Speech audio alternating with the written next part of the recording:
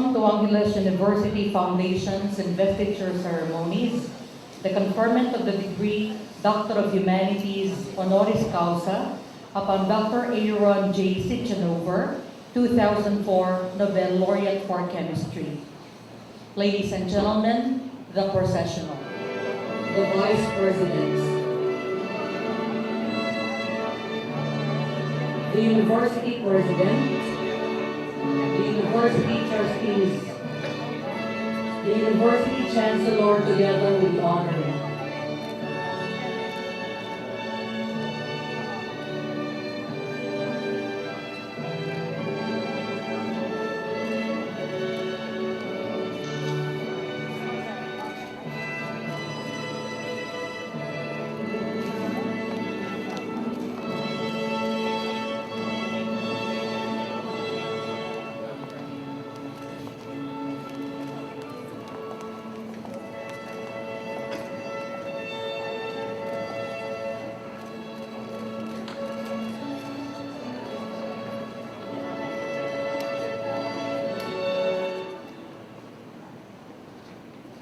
All please rise for the invocation to be led by Reverend Father Ramirez Capulong, University Chaplain.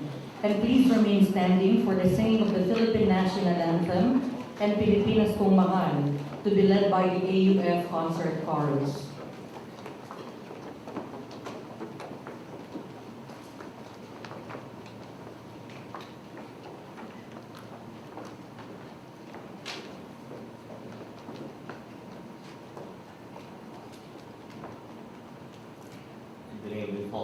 Son of the Holy Spirit, loving Father and sustainer of all life, as we gather before your holy presence, we honor you.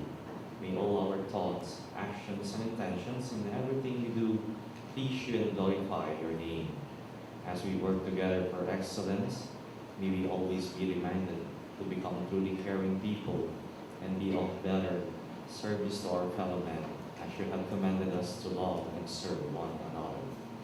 Teach us to aim high, teach us to dream big, teach us to be competitive in advancing your kingdom. As the Angeles University Foundation acknowledges the great and noble works of Dr. Aaron J. Ciechanover, 2004 Nobel Laureate for Chemistry. May he also inspire each one of us to do the same, that is, to really be humble and selfless in serving your people for the glory of your name.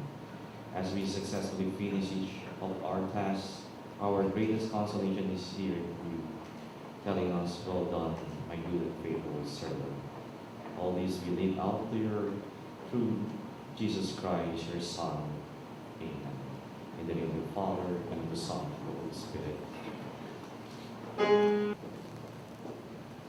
Bayang magiliw, perlas na silang mana, alam ng puso, sa dibdib mo'y buhay. Lupang hinirang, luyag ka ng magitig, sa manlulupi, di ka pasisiil, sa dagat at bundok, sa simoy at sa langit mo maghaw, may nilagang tula at awit sa paglayang minamahal, ang isang ng matawad mo'y tagumpay na nagbibigay. Kami tuwing na araw na kailan, pag may magdidilim, lumalang araw na walhating pagsinta, buhay langit sa piling mo. Ang hindi kaya na pag may mga api, ang mamatay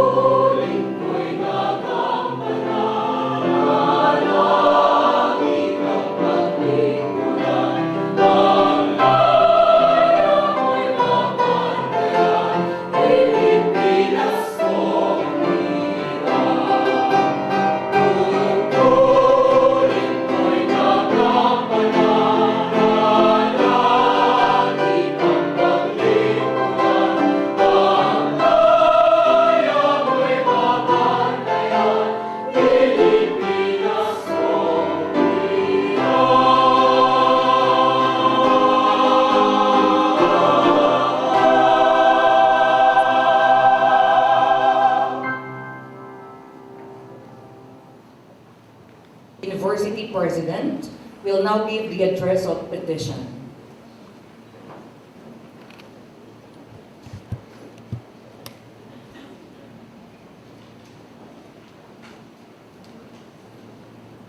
The Honorable Chairman and members of the Board of Trustees, university officials, members of the faculty, ladies and gentlemen.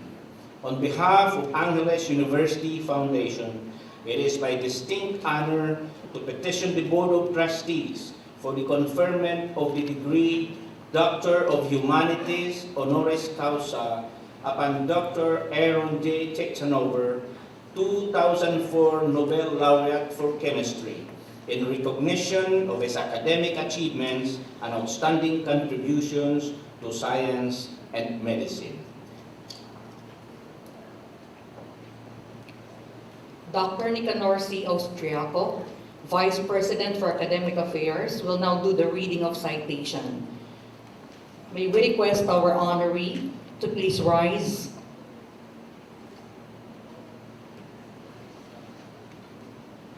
And step a little forward.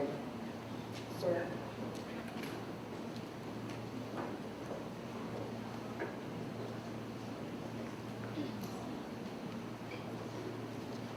Angeles University Foundation, the first Catholic university in Central Luzon. In the name of God, Amen. We, the undersigned, Chairman of the Board of Trustees, Chancellor, and President of Angeles University Foundation, do hereby certify that Dr. Aaron J. Ciechanover, having earned his Master of Science summa cum laude in 1970 and his Doctor of Medicine in 1975, from the Hadassah Medical School of the Hebrew University in Jerusalem, and having completed his Doctor of Science in 1981 at the Technion Israel Institute of Technology at Haifa, Israel. Having distinguished himself as a scientist extraordinary, responsible in discovering ubiquitin-mediated protein degradation, which led to the development of mechanism-based medications, including cancer treatment, thereby earning for himself the Albert Lasker Award for Basic Medical Research, the Israel Prize for Biology, which is the highest recognition bestowed upon by the State of Israel. Also his academic awards and honorary degrees from 10 countries, and the prestigious 2004 Nobel Prize in Chemistry. And having demonstrated the commitment and sincere desire to serve through his brand of leadership as an educator, administrator, researcher, and scientist, whose deep sense of social responsibility and nationalism brought him back to his home country, Israel, thus leaving behind the lure of fame and fortune in the United States. And for his selfless sharing of knowledge and expertise at the Technion Israel Institute of Technology, where he is presently a distinguished research professor at the Center for Cancer and Vascular Biology and Director of the Rappaport Faculty of Medicine and Research Institute. Wherefore, in view of the foregoing and his other accomplishments, we have deemed it worthy to confer upon him the degree of Doctor of Humanities honoris causa, and in witness whereof we have hereunto set our hands, and the seal of the university so attesting. Given in Angeles City, Philippines, this 4th day of April in the year of our Lord 2008, and of the university the 46th. Signed, Most Reverend Paciano B. Aniceto, Chairman of the Board, Emmanuel Y. Angeles, Chancellor, and Ricardo P. Pama, President.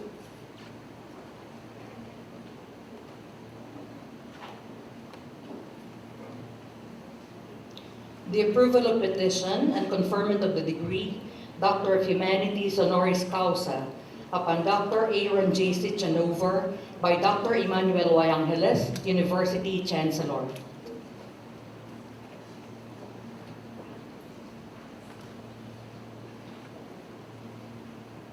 The Honorable Chairman and members of the Board of Trustees, university officials, members of the faculty, ladies and gentlemen.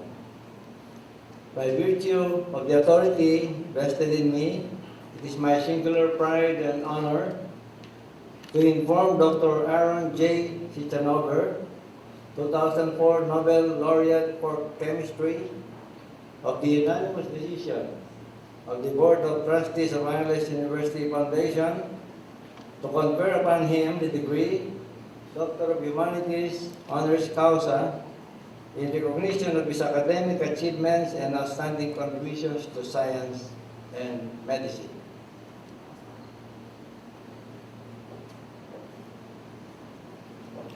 We shall now have the imposition of the academic hood and cap and the presentation of the University Medal of Honor and Diploma by the University Chancellor, to be assisted by the University President.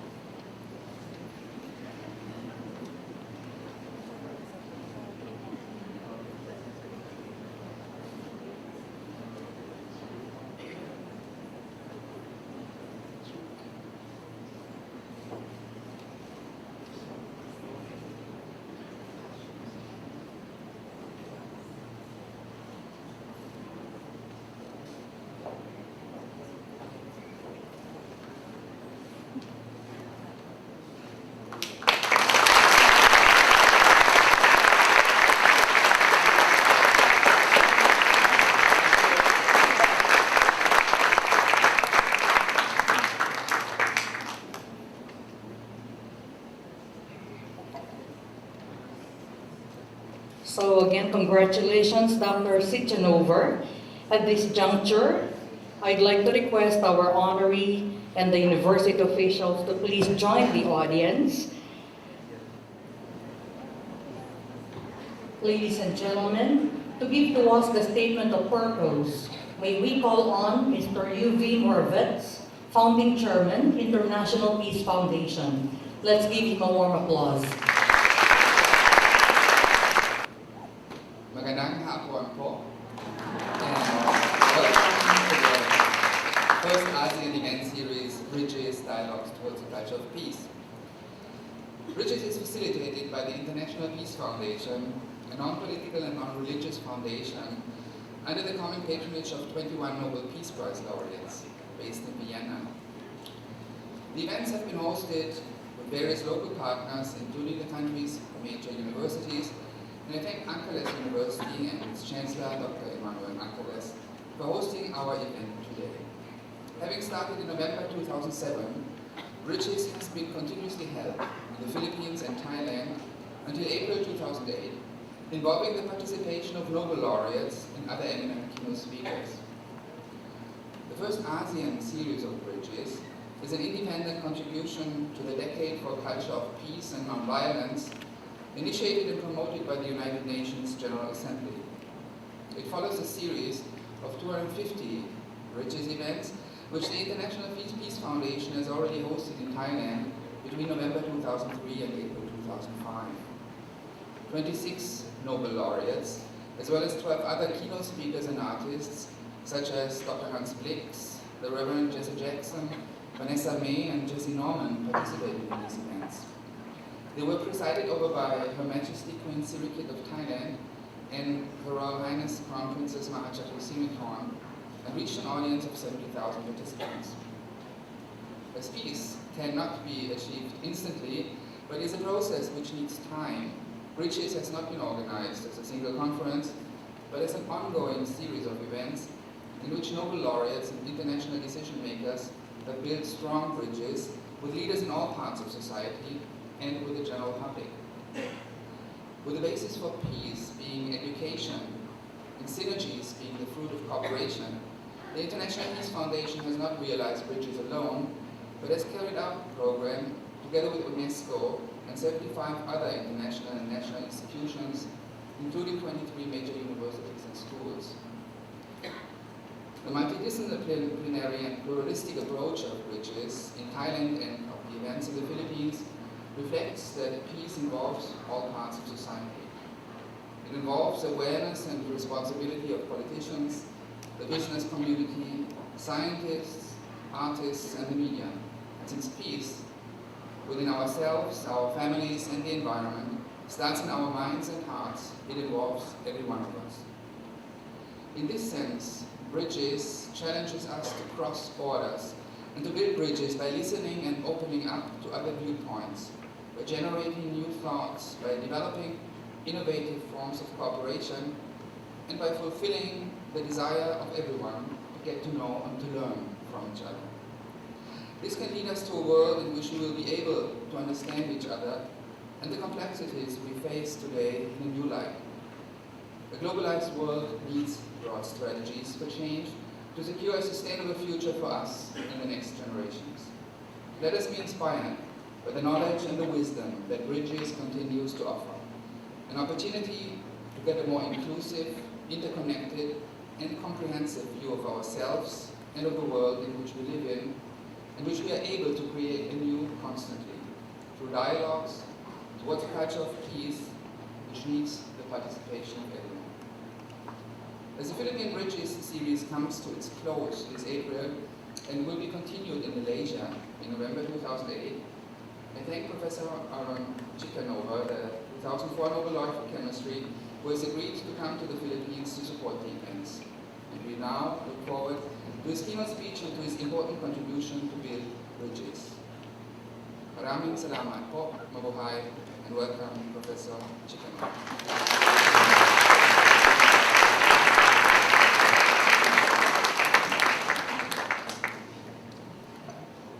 To do the honor of introducing our most esteemed honoree and guest lecturer, ladies and gentlemen, let's give a big hand to our beloved University Chancellor, Dr. Emmanuel Y. Angeles.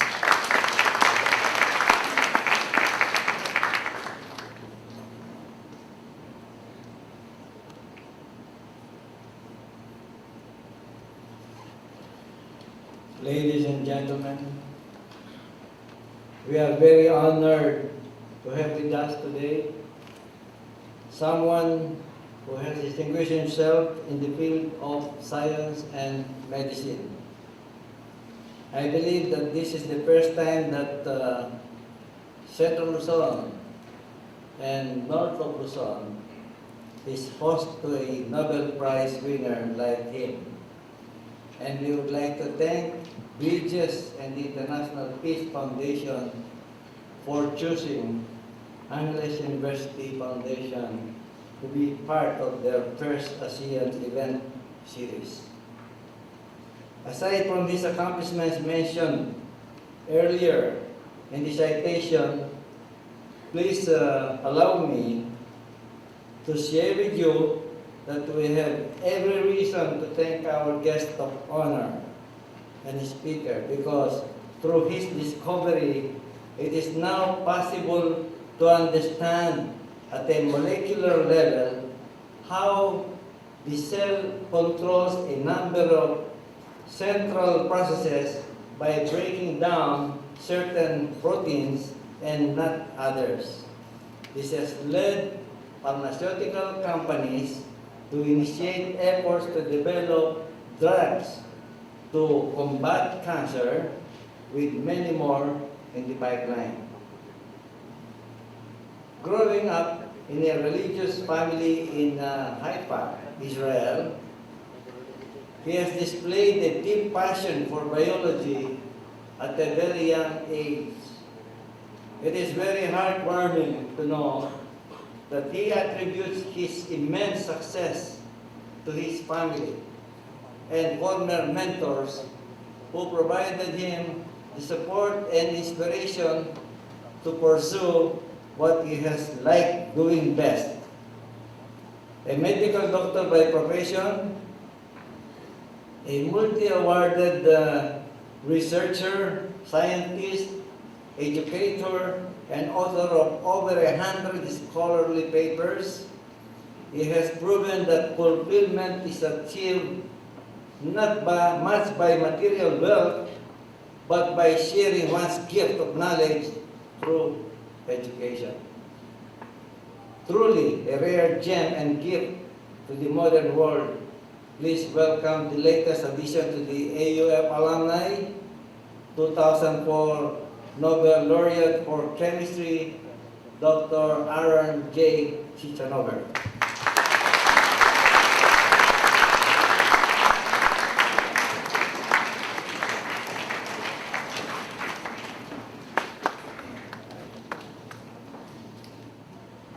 So, good afternoon, everybody, and I truly would like to thank the Board of Trustees, the President, the Chancellor of this university, for bestowing upon me this wonderful honor.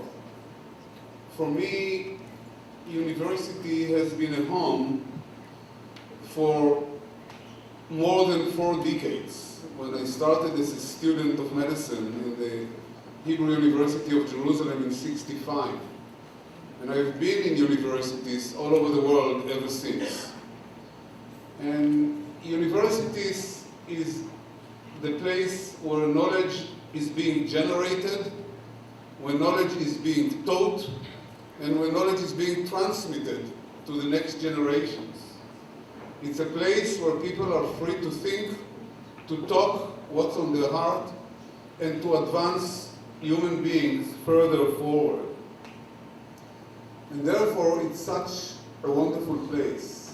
And getting the highest degree from a university, especially university that is not your home university, university in which you don't teach or being part of the faculty, is even a greater honor because it attests to international collaboration, to a single language that we can all speak. It's a language that I call a language of peace. We do understand one another very clearly. We can find common denominators and common subjects immediately. People are sick all over the world. People have problems all over the world. And it's the role of universities and science to help by creating new knowledge to resolve these problems. And therefore, for me, a university is in many ways a temple, a holy place, where we should cherish creation of new knowledge. And therefore, I'm so thankful for this for the Angeles universities for bestowing upon me this honor. What I want to do with you today is not telling you much about science. I will tell you a little bit about our science. But rather, if I had to choose a title, a different title to my talk, I would have said that what I want to do for you and with you today is to deconvolute the mystique of the Nobel Prize. And the Nobel Prize is kind of a metaphor, and people wonder about it. What is it about this prize that took it so far? And they from time to time look at Nobel laureates as very strange creatures, but at the end, the Nobel laureates are human beings, like everybody. They are not any different, they are not immortal. They are human beings like anybody else. And they made a discovery in their proper universities or institutes. And these discoveries added yet another brick of knowledge to our understanding on which we are able to build even more. So there is nothing mystic about it, but I think that if we go and deconvolute it into small components, I think that you will see that it's rather simple. And it's rather simple not in the sense to get a Nobel Prize, because I think that the purpose in life is not to get a Nobel Prize or any prize. The purpose in life is to excel. The purpose in life is to contribute to society. The purpose in life is to be a good citizen of your own nation and to have an impact on what you are doing. And it doesn't matter whether you are a teacher in a small village. If you have an impact on 30 children that get a very good education from you, you had an impact.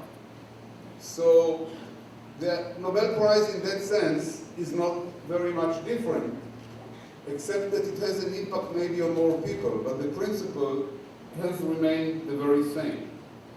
So I think that what I want to do is to tell you a little bit of my own history, as reflected via the history of my family, the history of my country, of which I am a very proud citizen for all my life, and then tell you a little bit on our own discovery and how did it contribute to human health and what people are doing with it. Because our discovery, though it came out from the laboratory out of a theoretical curiosity, ended up with understanding basic mechanisms of human disease.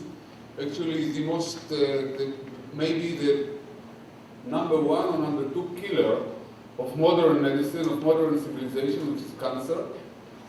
And not only understanding mechanisms, but also developing cures to this disease. And we are still only at the beginning of the road. We are seeing hardly the tip of the iceberg. So let's devote the next 40 minutes or so, and we'll try very quickly to run a marathon over, I would say, my own life. I didn't come to tell you my biography. But I think that it can be useful to have some lessons learned from it. So I was born in Israel in 1947, the same year that the country was established. Actually, this year we are celebrating our 60th anniversary. And my parents immigrated to Israel from Poland before the Holocaust in Europe, so they were spared from this unbelievable, cruel extermination of 6 million Jews in Europe by the Germans. And we were a blue-collar family, just barely floating. My father was a clerk and then a lawyer. My mother was an English teacher. And what I remember from home is an unbelievable push for studies, just learning. My father was sitting with me, going over my homework, and while we didn't have much food at home, we were drowning in an ocean of books. So books were first priority. My father kept on buying used books all the time, and I was pushed very hard. So I went through elementary education and then higher education in a relatively young country that has never seen, until these days, one day of peace. During my lifetime, I have undergone 11 wars, 11 real wars. Part of them I participated actively as an officer in the military. I'm a military physician, a combat physician in the Israeli Defense Forces. I'm a major in the Israeli Defense Forces. And the last war was just last summer, in the summer of 2006. Our city was bombarded heavily by missiles. The medical school in which I am there, and I went there daily, was bombarded daily by missiles. Luckily we were not hurt, but missiles were falling in a diameter of a few hundred meters around us. And nevertheless, this country managed to push itself and to propel itself to the highest possible level of development. And again, I hate to use the Nobel Prizes as a metaphor, but the state of Israel was lucky to produce about 5 what I call true Nobel laureates in sciences, literature, and economy. Not to say other prizes, and we have unbelievable high quality universities and education system, industry. We are exporting billions of dollars of high-tech and biotech a year, and we have converted the country in less than 6 years from a farmland into a country that exports basically only high-tech and biotech. So I graduated in high school in the country and then went to study. In Israel, as you know or don't, at the age of 18, everybody has to go to the military for 3 years, men for 3 years, women for about a year and a half, to serve in the military. But the military allows people to postpone their service and first to go to study. And then the military is using these professionals for their own purposes. So that's the way that the military can have military physicians and military engineers and lawyers and teachers and whatever they need. By allowing people first to go and study and then come and serve, I picked up this opportunity and went to the medical school in the Hebrew University of Jerusalem to study medicine. I wasn't sure about medicine. I didn't know what it is, but medicine has been for centuries, for generations, the dream of Jewish mothers. They wanted their kids to be doctors, and so I followed what I saw at home, the pressure to become a doctor. So I went to the medical school, but then I realized after 4 years that it's actually not what I really want to do in life. And then I made a decision to change, and I stopped my medical studies, and I decided to take a master's degree in sciences, in biochemistry. And so I left my class, went to do my master's degree, and realized that that's exactly what I want to do for life. I want to be a scientist. But then I had an obligation to my country. My country sent me to medical school not to become a scientist, but to become a physician. And I wanted to serve as a military physician, so I went back to medical school, took another 3 years and graduated the medical school. In Israel, the medical education system is a little bit different than in the Philippines. It's 7 years as one block in the medical school. So I finished medical school and went to serve as a combat physician in the military. This was 1973, exactly the same time that we had an awful war that almost wiped out the country. And I was drafted directly from the medical school into the military, into this horrendous war. I served for 3 years as a naval physician and then in another unit, and then I completed my national service and was on to my civilian life. So let's make a little bit of a stop here and tell you what is the lesson here. The lesson here has to do mostly with the year that I took to do sciences. We are living now in an era, at least in the West, I hope not in the Philippines yet, but I assume that you are also infected with these American and European diseases. And the people are rushing. People are rushing to developing careers, to making money, to the high-tech, to become lawyers and accountants and whatever they want to do, and they don't stop for a minute to think about whether they like it, whether that's what they want to do. And what happens these days is that we are living long enough. The average lifetime span of life in many countries, including the Philippines, have extended in the last century to almost 80 years. People are living almost 80 years. And we have enough time to fulfill many of our dreams. So if you think you made a mistake and you became lawyers or you started something that you don't like to do, just don't stick to it. Stop it and do something else that you like to do. I think it's more important in life to be happy than to be rich or to stick to something that your parents or your wife or your somebody wants you to do.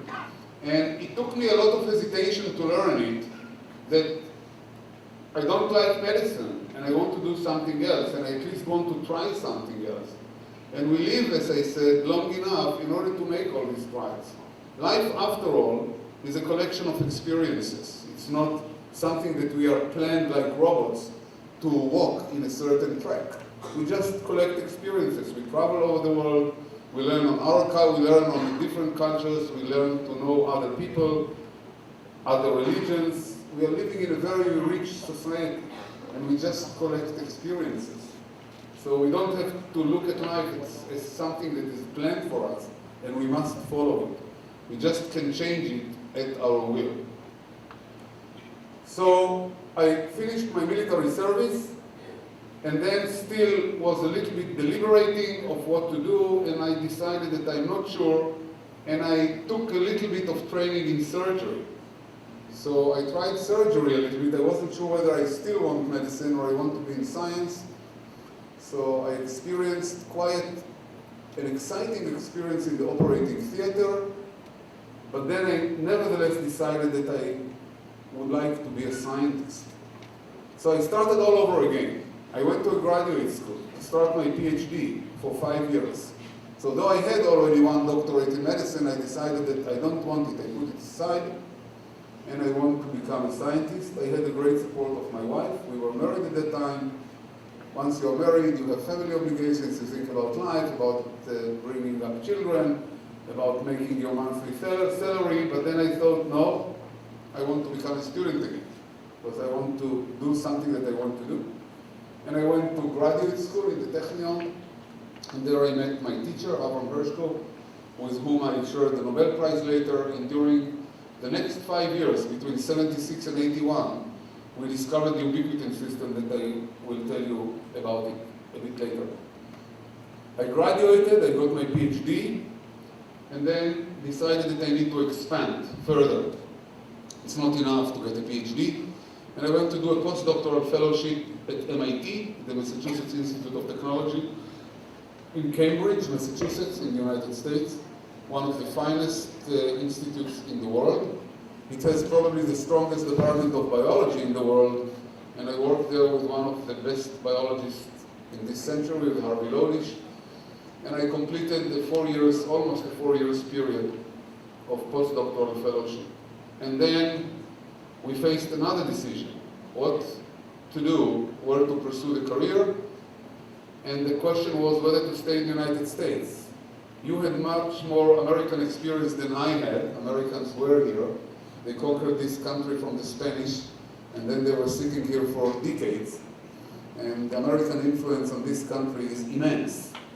And you know all that America is very tempting as an idea, as a society, as a democracy, as a symbol of freedom. And I was tempted very much to stay in the United States, had many offers to be there. Actually, now I have even more offers to go there. But after many deliberations, I decided to go back to Israel. And as I told you, Israel is a tiny, small country of less than 7 million people involved in war from day one. But I thought to myself that there are several reasons why I prefer Israel and the United States. One reason is obviously family and culture. People who want to be in their home. They want to speak their language, they want to hear their songs, they want to be with the family and with the friends. And that's a very heavy reason to go back. Another reason that I wanted to go back is that I felt that in Israel I can have a much higher and stronger impact on society than I can have in America. In America, you are drowning in an ocean of 300 million people. And it's very hard to be an exception. I didn't want to be an exception, but I had many ideas about education and about science, and I thought that in Israel I could have an impact, which is true. I do have an impact on the society on certain aspects, especially now as a Nobel laureate, but even before.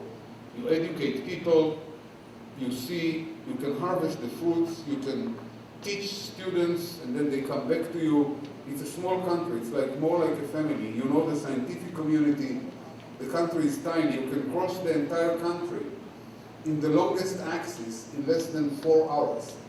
The entire length of the country is 400 kilometers, and the width of the country at the widest point is 70 kilometers.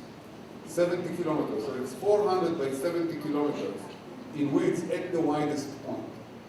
So it's a tiny, small country, and the reason, as I told you, that I went back has to do with culture and with impact. And I went back in '85, established my own laboratory, continued to work on the same system that I discovered, educated a generation of young scientists, and again, it turned out to be correct. Not only that I had an impact on the country, but you can win even a Nobel Prize in the country. Even if you are small, even if you are poor, even if you are detached from the big American institutes like Harvard and MIT and University of California in San Francisco and Johns Hopkins, you don't have to be in these big places.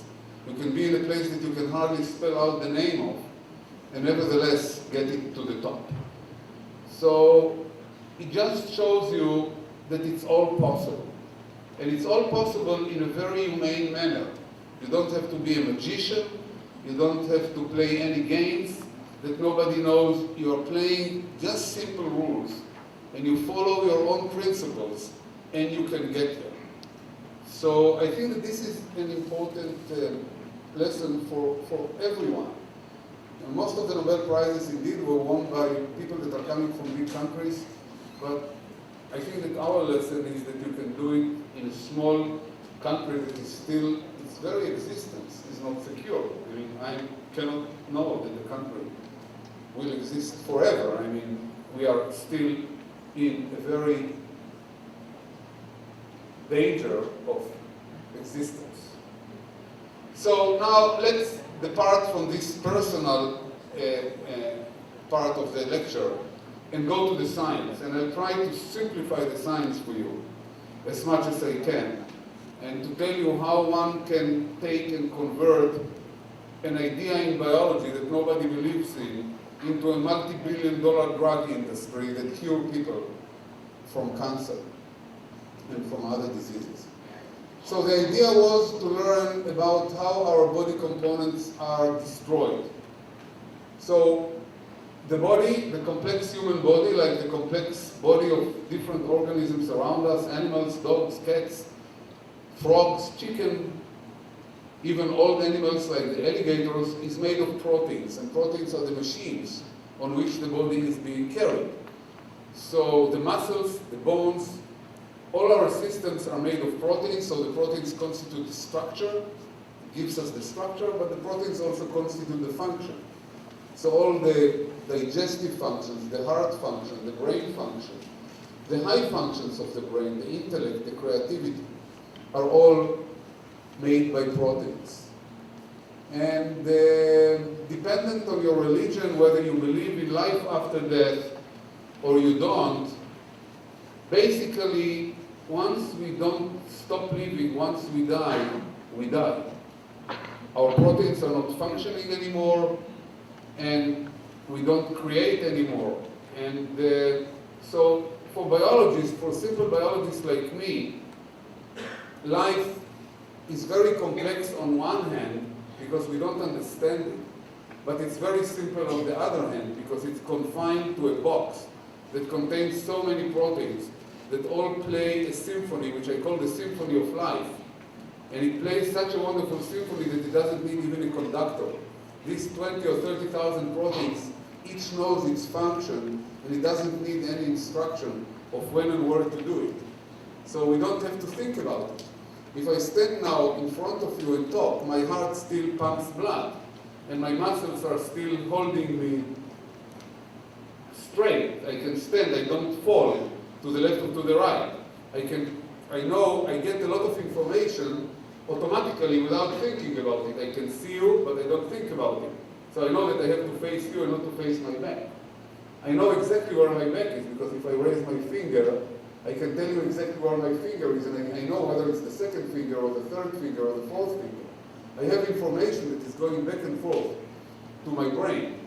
And that's all occurring automatically. I don't think about standing.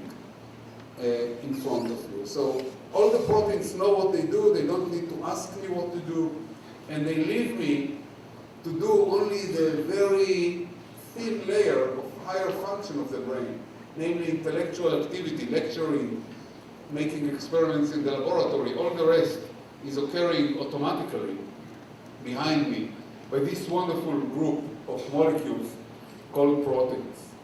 Now, until the 30s, people thought that everything in the body is stable.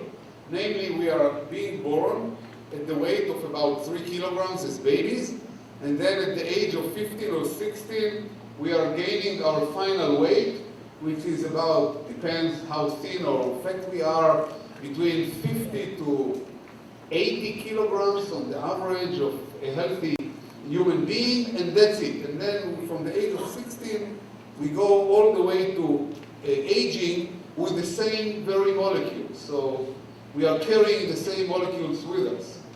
And that's misleading. It turned out to be wrong. Basically, we are exchanging our molecules all the time. We are not like this computer that doesn't exchange. So this computer will be the same computer tomorrow and the same computer next year if we don't inherit it or don't change it. Or our cars will be the same cars, and our building, the apartment that we live, will be the same building. Our bodies is not the same. It's exchanging constantly. And when I say constantly, people imagine that we are changing along many years. So if we look at the mirror today and tomorrow, we see the same face, but it takes many years to get older and to change. But it's not true. We are changing all the time in an unbelievable way. Every day, we are replacing, we are destroying about 5 to 10% of our components and making new ones instead. So 10% of our body of proteins are being changed every day. We are in a very dynamic state. So the fact that we are exchanging ourselves so rapidly raises immediately several questions. One question is if today, which is, what is it today, the 4th of April, I'm not the same person chemically that I was a month ago, because every day 5 to 10% are being exchanged. So every molecule of protein that I have with me today, or almost every molecule, is different than the molecule that I had with me in the 4th of March. So who am I anyway, if the molecules, the physical molecules, are not the same? This is not a philosophical question. This is a biological question. Because if the molecules are different, then how the memory still remains, and how the intellect and creativity and emotions still remain the same. Because if I take this computer and buy an identical computer instead of it, it will not be the same, because the software and the knowledge of the computer is not the same in the new one. Everything that is here in this computer will not be in the new one unless I transfer it. So how is it that in the body, despite the fact that I renew myself, I nevertheless not only remain the same, but even improve? I collect new experiences during the last month. I visited new places. I came to know new people. So despite the fact that I'm changing, I remain the same and even better in myself. So this is a very important biological question that I'm not going to touch. The second question is, why are we doing it? Why the body is not stable? Why we are not like the computer? Why we have to be involved all the time in this destruction? The third question is, if we are exchanging, what is the mechanism that does it for us? The fourth question is, what happens if this mechanism goes wrong? And the fifth question is, well, if this mechanism goes wrong, can we cure it? Can we handle it? Like, if something goes wrong with our car or with the computer, can we handle it? I will not go over all these questions, certainly not in detail. I'll just give you a little bit of a glimpse into this question. And the first question is why we are doing it, why we are not stable, why we are exchanging our molecules all the time. I'll give you just 2 examples, and then we'll keep on running. I'll give you an example of a piece of meat that you are buying in the butcher. So you're going to the butcher, and you're buying a piece of meat, a steak, chicken, I don't know, a pig, whatever you like, a fish. And what you're doing, you're taking this meat and you're putting it in the freezer or the refrigerator. That's the place for it. But if you forgot to put it in the refrigerator and you left it on the table in the morning, especially in the hot Manila day of May, when you come afternoon from work, this piece of meat worth for nothing. It's stinking and you can throw it away. The same will happen to the milk. If you leave milk on the table for several hours, all what you can do is throw it away. The meat that you left, the steak, is exactly like my meat, like our own flesh, like our own muscles, except that it's coming from the cow, or the chicken, or the pig.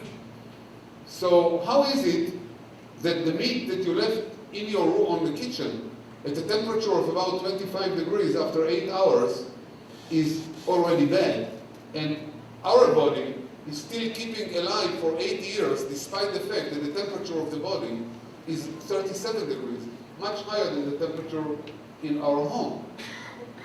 The reason is that we are exactly like the meat. We are spoiling our proteins all the time.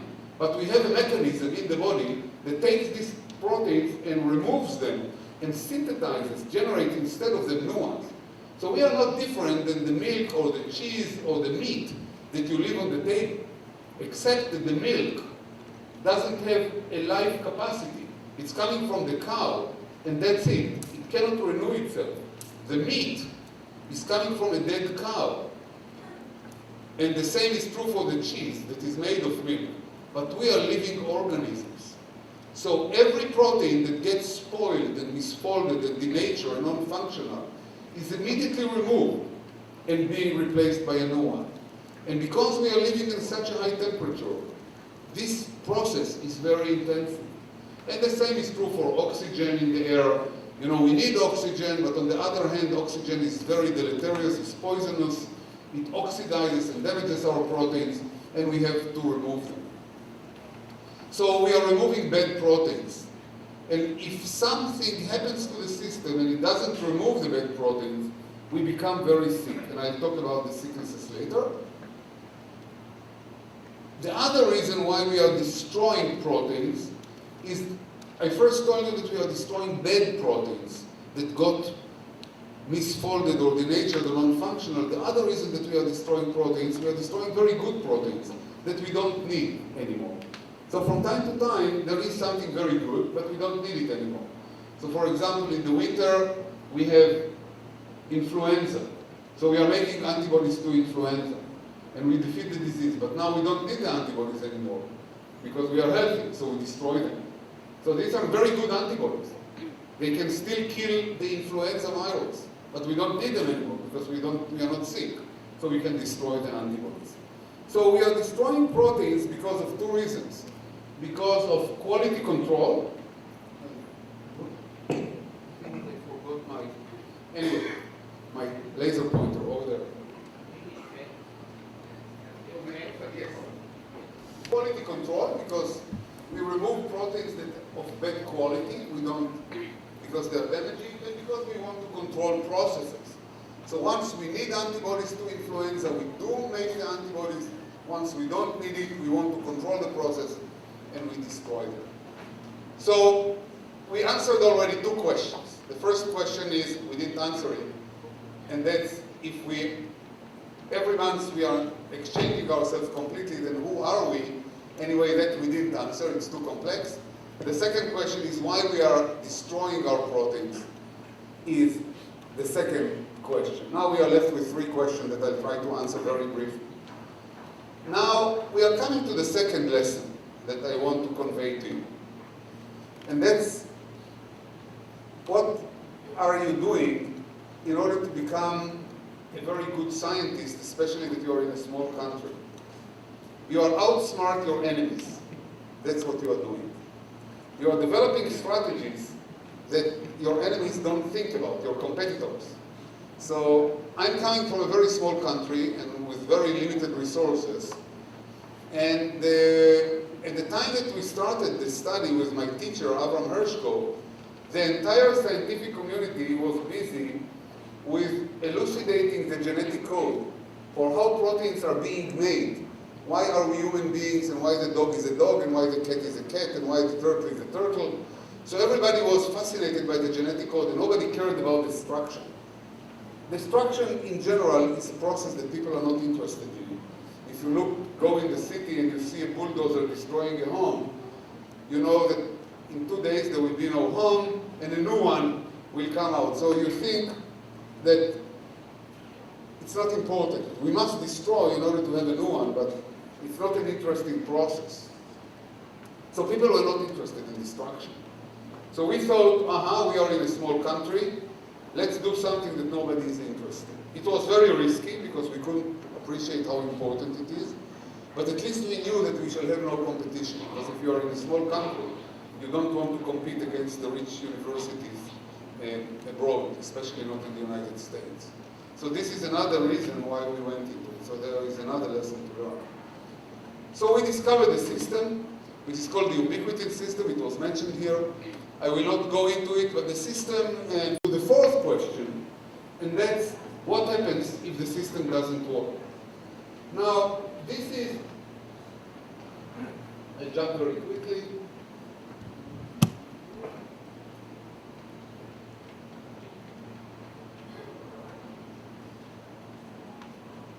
I go to human diseases. I mean, human diseases are the thing that fascinates me more than anything else, because of the complex mechanisms and because of the ability to provide help if we can. Now, proteins in the body are like any other parameter in the body. You all know, probably even if you are not in the medical field, that we are all the time keeping every value in our body in a very tight control. So we have a certain height. We are not growing to 5 meters, and luckily we are not also at the height of a mouse. So human beings have a height of between, I don't know, 160 centimeters or 150 centimeters to 190 centimeters, but that's the range. We have a weight. We are not weighing 1 kilogram, and we are not weighing 200 kilograms. We are weighing something between 50 and 80, and that's the 90, and that should be the extremes. We have a blood pressure. Everybody knows that we have a blood pressure, and the blood pressure is being kept within values of 120 over 80 millimeter of mercury, more or less.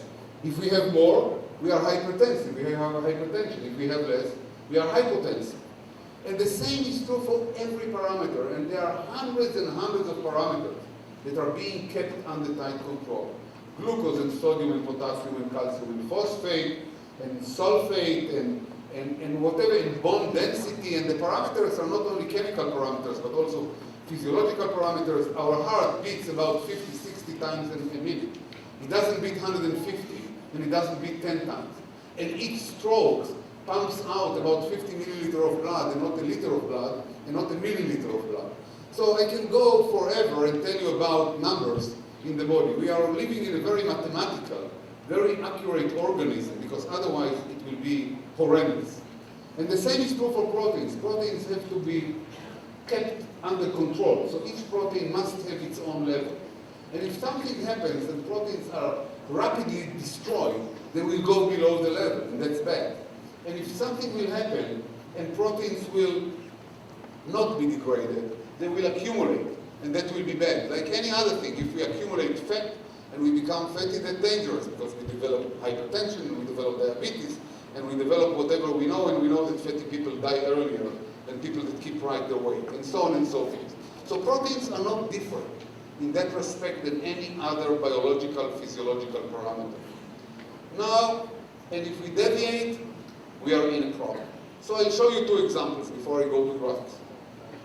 One example has to do with neurodegenerative diseases. Take, for example, Alzheimer's disease, which is a major problem in the West. Once you hit the age of 70 or 80, people are in a high risk to get Alzheimer's. And one problem in Alzheimer's is that people don't remove appropriated proteins from the brain. And junk proteins, garbage proteins are accumulated. You can see here, this is the cover of the Science magazine, and you can see here by immunohistochemistry, we can see staining of proteins in the brain that have not been removed. And these patients died of Alzheimer's disease because they didn't degrade properly their proteins. So here you have a major disease, and the same is true for Parkinson's disease and other neurodegenerative diseases. Let's go to another disease. and that's cancer, and that's what I want to tell you the most. And cancer is a very complicated disease. I'll try to simplify it for you, to tell it to you in a lay language.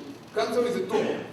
It's rapid division, uncontrolled division of cells. And it's again deviation from the normal mathematics. Cells are dividing rapidly and generate tumor. The tumor is space occupying and it disturbs the function of the tissues around it. The tumor also sends metastasis, so a tumor can start in the intestine and then it can go to the lung and it can go to the liver and it can start in the lung and then it can go to the brain and then it destroys the tissue in which it settles, and it's horrendous disease. Now, cancer by nature is a very interesting disease for research. And basically, there is all the time a balance inside normal cells. And while you're sitting here in the audience and looking or listening to me, or just getting bored by what I'm telling you, whatever everybody feels, you are developing every minute millions of cancer cells. So it's frightening that while you are sitting here and think that you are healthy, and you are healthy, you are nevertheless developing millions of cancer cells, but the body has a detection mechanism that will eliminate these cells all the time. So once a cancer, a mutant cells is developed, it's immediately eradicated by the body. The body has a very high quality control mechanism to eradicate cancer. And this mechanism is called tumor suppression. It suppresses tumors. Now the tumor suppression mechanism is built of proteins. It's made of proteins. Everything in the body is made of proteins. As I told you, once the proteins don't function, we are either become sick or are dying. Actually, if you think about fever, you realize that our body temperature is 37 degrees. We have a very narrow range of life, up to 42, but in 40 or 39 we are already very sick, centigrade, and at 42 degrees we are dying. We are dying because proteins at this high temperature become non-functional. They become like cooked eggs. Think about it, what we are doing in order to cook egg or to fry it. We put it in high temperature. We either boil it in water or we put it in boiling oil. So that's exactly what we are doing to our proteins at 42 degrees. We are cooking them. And once we cook them and they become non-functional, we cannot take them back. So a certain point comes that we cannot take them back. So you can cook an egg, but you cannot take the cooked egg and make it a raw egg again. It can go only one direction. You never thought of it, but if you think of it, you'll see that it's a very simple phenomenon, but it's right. Try to take a fried egg and bring it back to the shell as a raw egg. You will never do it. Because the proteins have been denatured and misfolded irreversibly. And that's what happens to us at 42 degrees. We are crossing a point and we cannot go back anymore, and therefore we die. It's all because of our problem. Now, these tumor suppressors that are the proteins are all the time taking care of us. They suppress the tumors. They don't let cancer evolve. If something happens and these tumor suppressors will be degraded rapidly, they will be removed by mistake by the body, there will be no tumor suppressors. And all these millions of cancer cells will celebrate now because there will be nobody to eradicate them. And therefore we shall develop cancer. And there are many cancers that are developing due to misfunction of tumor suppressors. So I can give you one example, and that's a cancer of women. It's the uterine cervical carcinoma that is being caused by a virus called the human papillomavirus. And the human papillomavirus devised the mechanism by which it removes a tumor suppressor. It leads the system that we discovered to think that the tumor suppressor, which is basically a very good and important protein, is a bad protein. It changes it somehow. So the human body, the cervix of the uterus, removes the tumor suppressor, and by this exposes the epithelium, the lining of the uterus of the woman, to malignant transformation, to cancer. So if we excessively degrade tumor suppressor, we are succumbing to cancer. Now let's look at the opposite. There are, on the other side, we need to divide ourselves all the time. The cells in the gastrointestinal tract in our blood, they are dividing all the time. So But they must divide under control. We don't want them to divide too fast. And they are dividing because of a group of proteins that are called growth-promoting proteins or oncogenic proteins. Now, you can imagine that if these proteins are under-degraded, they will push the cell to divide faster than they need. If you want an analogy to this equilibrium, so either over-degradation of tumor suppressor or under-degradation of oncogenic proteins that push the cell to divide will lead to cancer. So like everything in life, we need to be in the middle. We cannot deviate to the sides.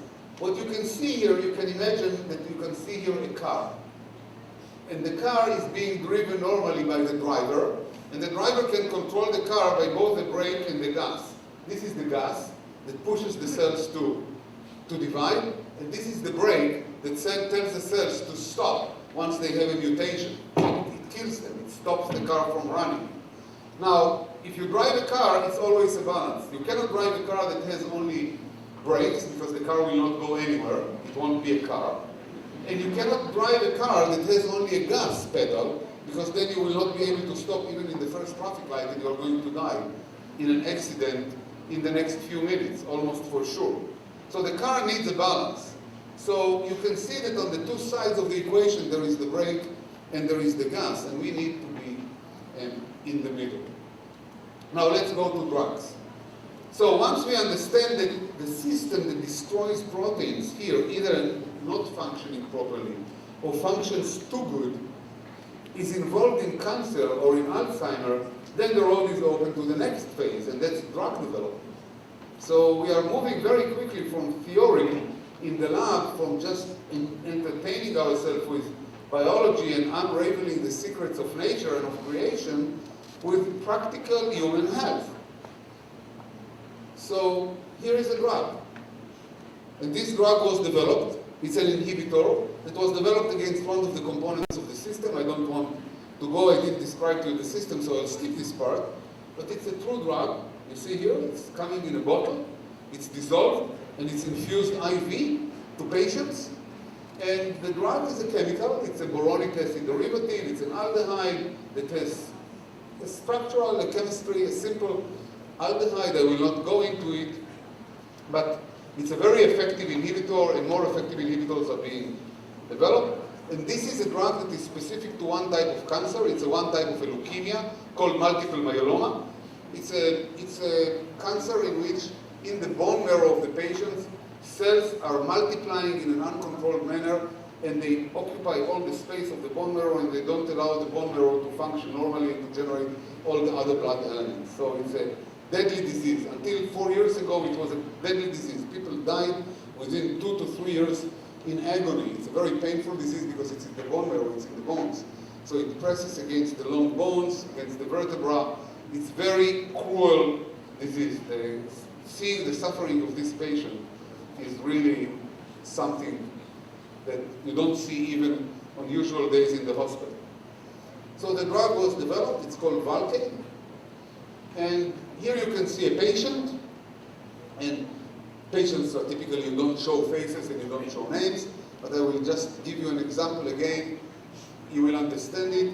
This is the disease. It's a marker that is secreted by the disease. The cells of the disease secrete. They generate some protein that we can identify, an immunoglobulin. So you see that the disease is galloping. The disease is progressing very rapidly. Here a treatment started of the patient with chemotherapy, and the disease responds partially, and the disease erupts again. And here started the treatment with a drug, and you can see that the disease goes away. I'll take you to another disease, and that's for you, Uwe. Non-Hodgkin lymphoma.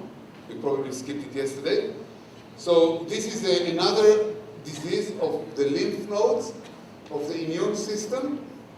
And you can see here, again, I'll explain it to you. This is a computerized tomography of the chest. So it's a sophisticated, non-invasive methodology to look into patients. And you can see here, you can see this is a section, a cross-section of the chest. You can see the rib. Here you can see the frontal sternum bone. You can see the vertebra. You can see the spinal canal. You can see the shoulder. So it's a cross-section in this plane. And these black spaces here are the air in the lungs. So this is our lungs that breathe air. And here you can see a tumor, a malignancy sitting. Following treatment, you can see that the tumor is almost gone. So you can treat certain patients with this non-Hodgkin lymphoma by inhibiting the ubiquitin system. Now what you are doing by inhibiting the ubiquitin system, let's just understand it by going back to the brakes and the gas. Let's go back to this one, and you'll understand it easily. If I inhibit the ubiquitin system, in this case, the tumor suppressors that are wrongly degraded rapidly will now not be